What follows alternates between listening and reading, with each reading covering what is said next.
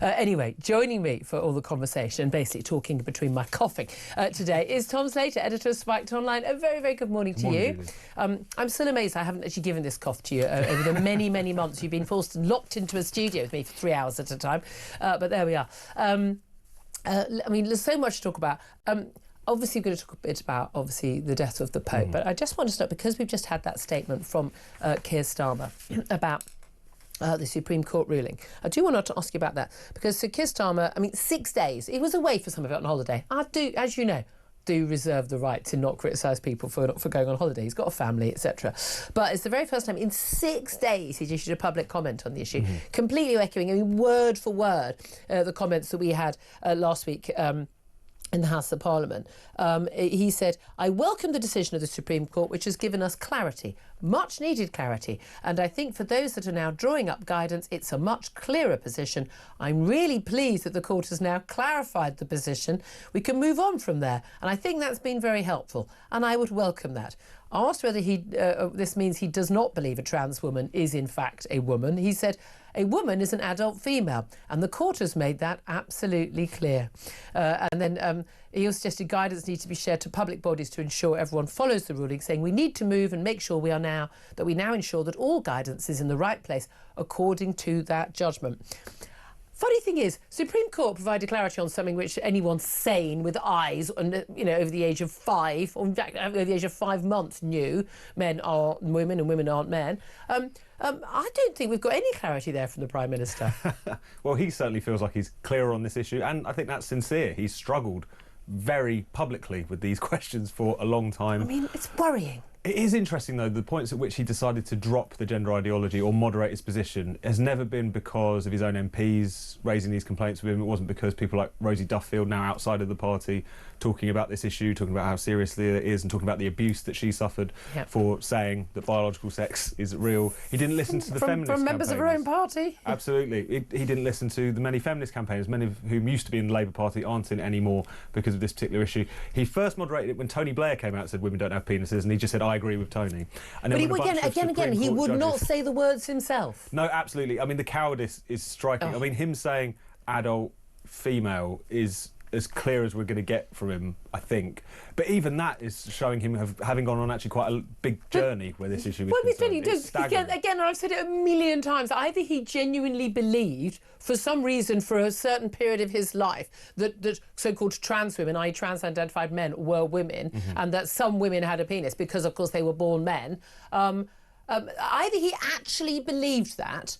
He didn't, presumably, I mean, before this became an issue, like 2012-ish or so, he didn't believe it there before then, and he doesn't believe it now because he accepts the court ruling, or he was lying to us all that time. On both grounds, unfit for public office. No. I cannot, this is not, I don't care what his views are, I don't care if he was saving the world and was the greatest military leader of all time. Unfit for public office. Either stark staring insane, if he believed that, if he actually believed that men were women, insane, or stupid. Let's be generous. Stupid. He's not a stupid man. He's a very highly qualified man. Cowardice as well, I think, is a big part of this. No, I don't accept coward. No, I don't accept coward. I do not, because when there are women who are like working, you know, as nurses or students, we've spoken to so many people over the years. By the way, long before the likes of Women's Hour and the BBC and everyone else got in on that, going, oh, it turns out it's a big issue. Oh, really? Because we were talking about this for about 10 years before you lot, by the way. But it speaks like young women who've lost their, you know, they've been thrown out of university. Women who've lost their jobs simply for saying just the most, the basic facts. They're not, there's no hate, no nothing, but like, no, but, you know, in for something they tweeted that's got nothing to do with their job.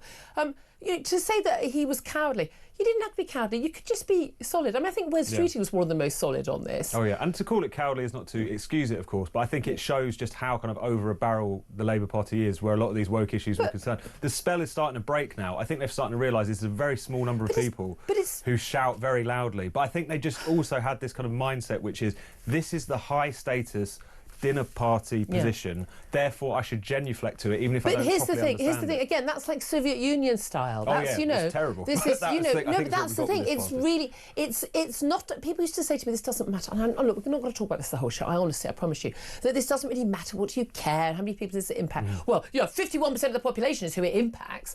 I mean, on Radio 4 today, they're having somebody going, a barrister talking about the impact of this ruling and how, of course, there's concern because, trans people weren't asked about their views. No, because they're irrelevant. This was a ruling of the Supreme Court in relation to women's rights and what is established in law about women's rights. It's about women. It's got sod all to do with men who think they're women. It's about women. Established women's sex-based rights are about women and not about men who think they're women. End of. Nothing to discuss and move on.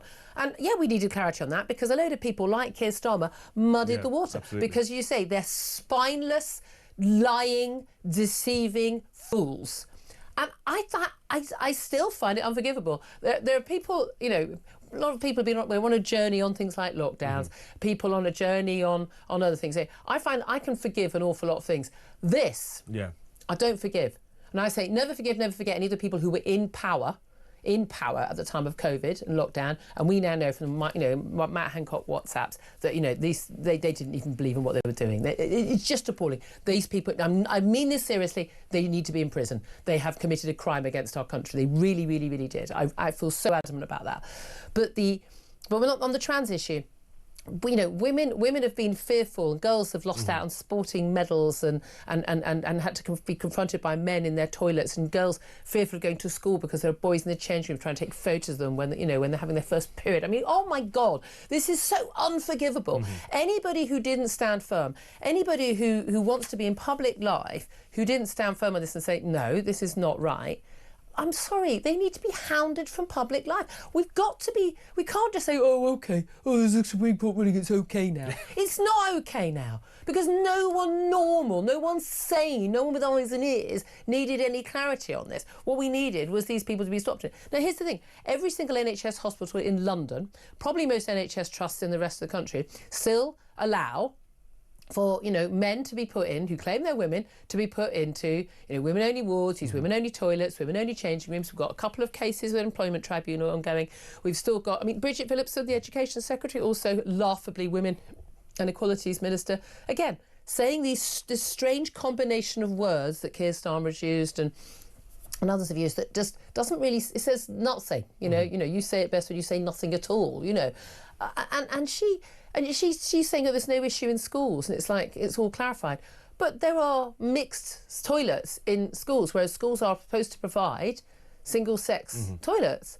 So does this change today or doesn't it change today? And that is the concerning thing, is because of the fact that we all know they've been spineless on this issue. They've realised they've run out of road. They can't hold to these bizarre ideas that they were holding to even 5 minutes ago. The problem is because it's so entrenched in the bureaucracy in various institutions, it really takes a kind of concerted effort to get rid of that. I mean, it seems like the Equality and Human Rights Commission are going to become quite important in that fight. You've got Baroness Faulkner, who's been a very strong voice. Described as appalling by Government Minister Chris Bryant. It's incredible. In a WhatsApp group. Just for once again wanting to clarify that sex-based rights are important, and you can't have sex-based rights if you don't believe that biological sex is real. Not a particularly controversial position to hold. So the question is, when you've got a government which clearly are just wanting to become, just kind of quietly back away from the crime scene where this is concerned, that's insufficient to deal with the problem, to really get it out of your institutions and to correct all of the wrongs of the past. I don't think they're going to be. Everyone's going to have their backside sewed off them for this, because the Supreme Court ruling is very, very clear. What did you make of the protests at the weekend? And apparently plans for more protests around the country. A load of men claiming to be women, holding up signs in Westminster, defacing statues, including Nelson Mandela and leading suffragists. Bring back witch burning with the JK, referring to JK Rowling. Let's go with the word weeing on turf, so trans exclusionary radical feminists, i.e. women standing up for women's rights. You're just jealous that my appendage, should we say, is bigger than your boyfriend's and my I'm going to go breasts, unless I breasts are bigger than yours. I mean, also, a misplaced apostrophe, which is the most unforgivable thing. Absolutely. Unforgivable. I can deal with any violent threats on a placard, but a misplaced apostrophe, for me, hanging offence. The only good turf, i.e. a women's rights activist, is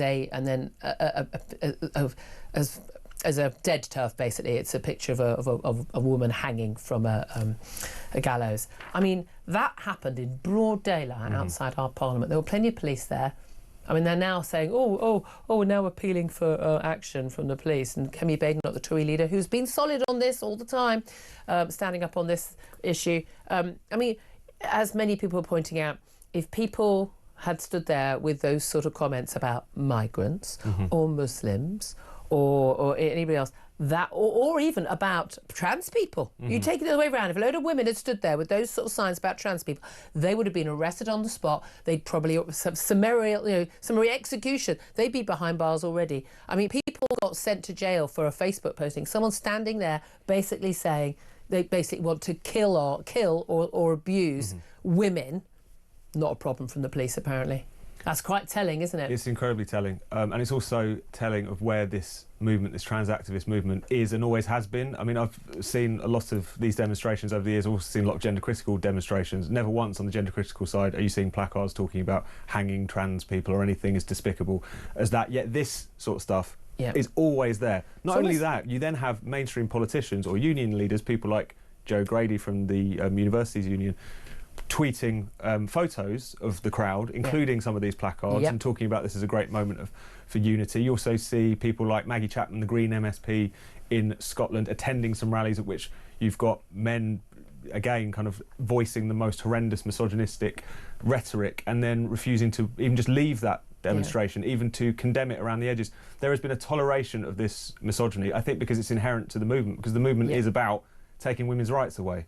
And therefore you can't be entering surprised. women's safe spaces. Why do you want to be in a women's toilet or a women's changing room? Why is that? So again, you know, guys, you're not women. You just hate women. That's let's be honest about it. Look, there's so much more I want to talk about. Coming up, we are going to be talking to the Tablet's Rome correspondent about the plans for the Pope's funeral and his legacy. I just want to talk to you about the legacy of Nigel Farage. We are just a week or so away from those local elections and the Runcorn by-election, as well, the first by-election test, really, of the Labour government. And the polling is extraordinary, and there's particularly some polling from More in Common over the weekend suggesting that most voters think that, you know, Nigel Farage is just as likely as Keir Starmer to be the next Prime Minister after the next general election, but also showing that they could under the current polling, extrapolated, with a big poll, I think 16,000 people, that Nigel Farage could actually be leading the largest party after the next election, if not a majority, but the largest party. Massive losses for Labour. Tories not doing well, but Reform very much on the rise. I mean, this is an extraordinary journey that the party has been on in just the last year, isn't it? No, absolutely. And it's also such a rare occurrence that you have essentially a third party, let alone one that, you know, barely existed that long ago, actually getting to the point where they could make a serious electoral breakthrough. We've always been told that wouldn't happen under first past the post. No, absolutely. And there's still a lot of hurdles to it. I mean, because of the fact that even that More in Common polling, the MRP mega poll that they did over the weekend showing Reform as the potentially largest party, a lot of those seats are on a knife edge. It's the sort of thing where a tiny kind of swing in either direction could really change things. So if you're in the Reform camp, you're certainly not going to want to be declaring victory too early. But this is a very rare thing in British politics because of first past the post, because we have had a very entrenched party duopoly for a long time. Voters are furious. They're up for grabs in a way that they haven't been for many, many decades. But I think nothing is off the table. I think it's a really good thing. I think people being sort of completely allied to one party, no matter what, I think it actually isn't good for democracy. It's much better if, like, right, this is what we want. Who's going to deliver it to us? And again, the idea that populism in some ways is a bad thing. What, being popular? And that's when that's what, you know, but they will do what the people want. I know, exactly. Mad idea, as opposed to we know better than you.